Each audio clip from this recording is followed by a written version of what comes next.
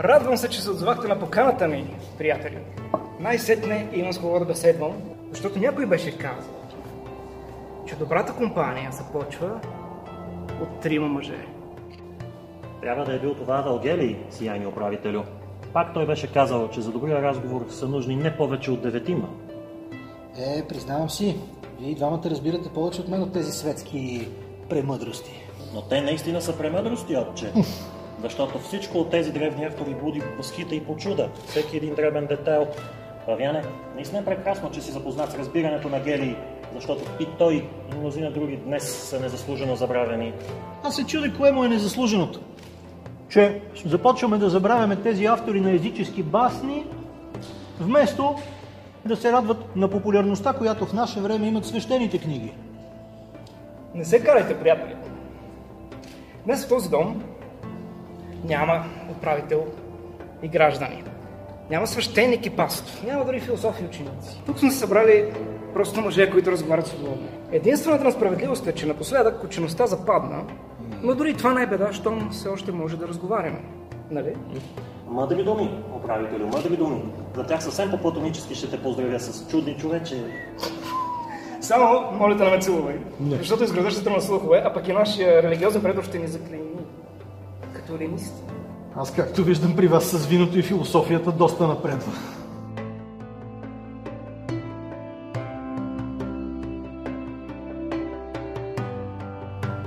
Оставай, приятели. Славяне.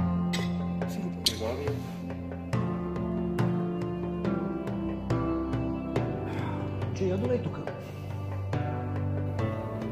Приятели, събрах и днес, за да ви задам един въпрос.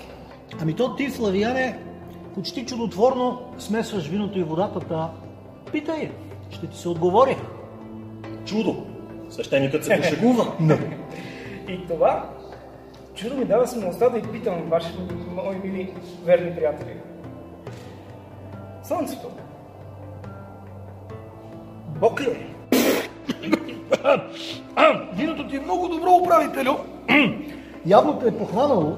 Защо? Така как можа да ти хрумне такава отвратителна мисъл?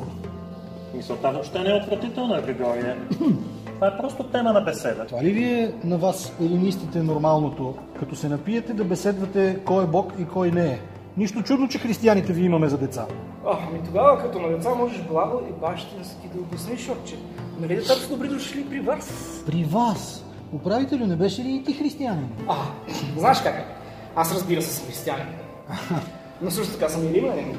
Аха. А освен това, във времената на нашия господар Юлиан Август, баща ми, докато слуша варването, принасяше жертва и на непогодимото слънце, и на Митра дори. А вие не наричахте ли Христос слънце на правдата? Ето, аз тук съм попаднал като Данаил сред лъвове. Чак пък лъвове. Чак пък право.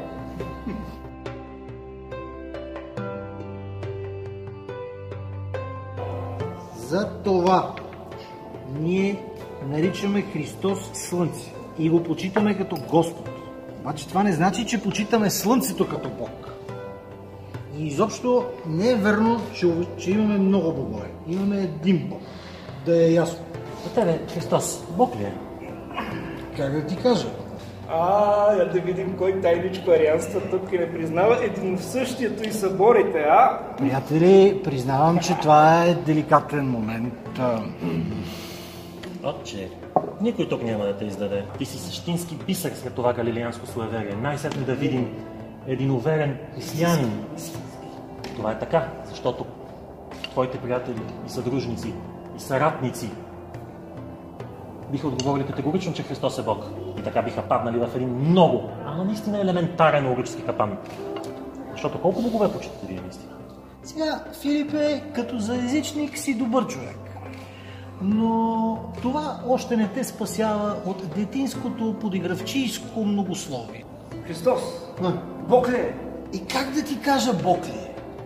Ето така ми кажи, отче. Ако е да, нека бъде да. Ако е не, нека да е не. Поне това научи днес от твоите проповеди.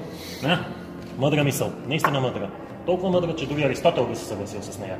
За Аристотел. Да пием.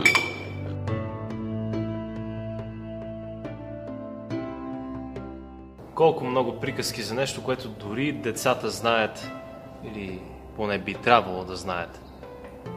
Онзи полухристиянин Ориген казваше, че християните могат да се примирят с еленистите, когато приемат, че всички духове могат да бъдат наречени богове, макар и не в еднаква степен. И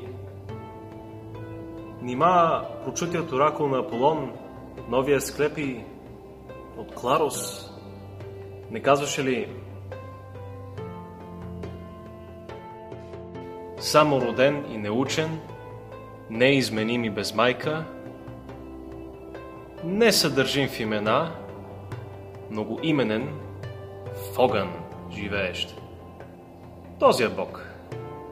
А пък ние, ангели, част сме от Бога.